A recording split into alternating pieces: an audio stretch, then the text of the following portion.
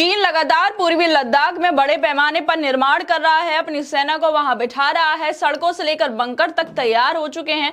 ये सब कोई अंदाजा नहीं है। खुद देश के पूर्व सेना प्रमुख जनरल एमएम नरवणे खुलकर कह चुके हैं कि चीन ने वहां स्थायी तैनाती कर ली है और ये सब कोई छोटी मोटी गतिविधि नहीं बल्कि साफ इशारा है कि वो पीछे हटने वाला नहीं है। लेकिन हैरानी की बात यह है कि इतनी बड़ी सच्चाई को छुपाया जा रहा है। सरकार चुप है, मीडिया चुप है, जैसे कुछ हुआ ही ना हो। टीवी चैनलों पर बहस नहीं हो रही, लेकिन मुद्दा चीन का कब्जा नहीं, विपक्ष की आलोचना है। और जब यही बात राहुल गांधी कहते हैं, जब वो ये सवाल उठाते हैं कि चीन ने हमारी जमीन पर कब्जा कर लिया, तो उन्हें देशभक्ति का सर्टिफिकेट मांगने वाले घेर लेते हैं। सुप्रीम कोर्ट तक कह देता है कि अगर आप सच्चे भारतीय होते तो ऐसा नहीं कहते। अब सवाल ये है, क्या सच्चे भारतीय होने का मतलब ये है कि आंख बंद करके सब सहते रहो?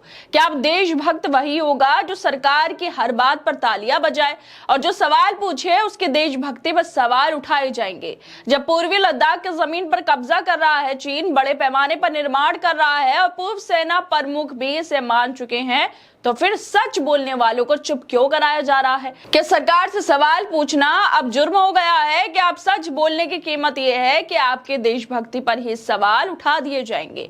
दरअसल जब कांग्रेस नेता राहुल गांधी ने भारत जोड़ो यात्रा के दौरान ये कहा कि एक पूर्व सेना अधिकारी ने उन्हें बताया कि चीन ने भारत के लगभग 2000 वर्ग किलोमीटर जमीन पर कब्जा कर लिया है, तो बवाल मच गया। देशद्रोह के आरोप लगे, मानहानि का मुकदमा हुआ और जब मामला सुप्रीम कोर्ट पहुंचा तो कोर्ट ने भी पूछ लिया, आपको कैसे पता चला? क्या आप वहां थे? आप एक सच्चे भारतीय होते तो ऐसा नहीं कहते। लेकिन सवाल यह है, जब एक नेता सवाल पूछता है तो उसके देशभक्त होने पर सवाल क्यों उठते हैं? जब पूर्व सेना प्रमुख खुद जमीन पर कब्जे और चीन की चालबाजियों की बात कर चुके हैं।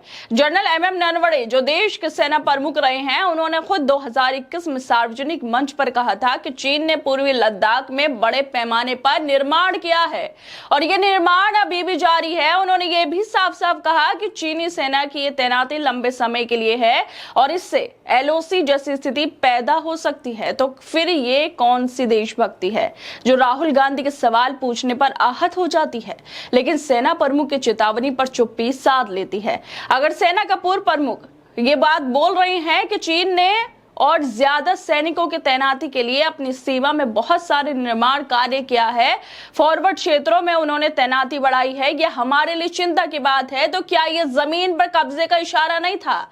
क्या यह वही बात नहीं है जो राहुल गांधी ने कही थी?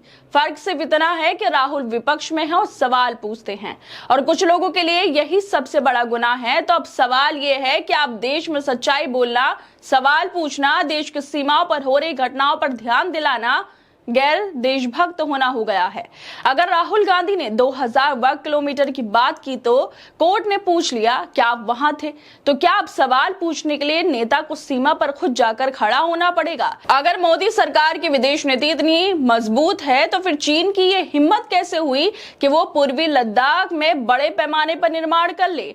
अगर नरेंद्र मोदी चीन को लाल आंखें दिखाते हैं तो कैसे चीन की इतनी हिम्मत हो गई कि वो भारत की जमीन पर निर्माण कर रहा है? जिस तरह की बात हमारे जो पूर्व सेना अध्यक्ष रहे हैं उन्होंने भी की है और जिस तरह से मामला सामने आया है उसको लेकर पत्रकार कृष्णकांत लिखते हैं कि माननीय मिलॉर्ड, हम सब देशद्रोही हैं।